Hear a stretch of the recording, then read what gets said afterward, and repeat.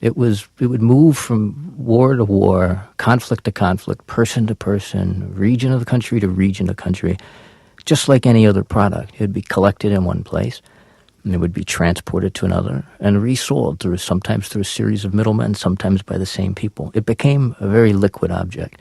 And one of the things that's made it such an influential tool is once it broke out, its technical characteristics ensured that it stayed out and stayed useful. It's so well made, it's so well designed, and it's manufactured in such a way to endure that they last for decades.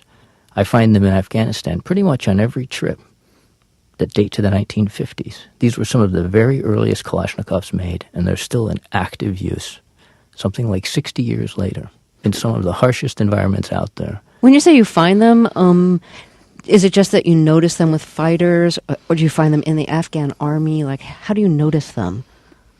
Well, you're gonna laugh at me, so go ahead. Okay. Kalashnikov, if you know what you're looking for in the various Kalashnikovs, you become almost like a bird watcher who can, at a glance into the bushes tell you that there's 3 or 4 different types of warblers there, or off their song. And the Kalashnikov's kind of similar. If you know how to look for it, you can, at a glance, at 50 feet, or a little more, a little less, tell exactly the variety that you're looking at, based on slightly different features. I mean, the Kalashnikov is a platform. It's kind of like, the Chevy Nova and the Buick Skylark were basically identical cars, but they had a couple different features besides the placard, and you could tell them apart. And it's the same thing. And so when I'm wandering around Afghanistan, I look at the guns.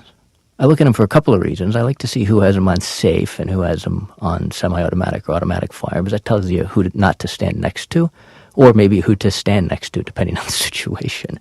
But I also look for guns that tell me something about how weapons move and how they endure in the field. And they have slightly different characteristics that you can spot. And so when I see an unusual gun, one of the older guns, and they're distinguishable because they have a solid steel receiver, which is sort of the central part of the weapon, roughly between the barrel and the stock. And there was a cut made in that weapon. Looks like it was made with a grinder.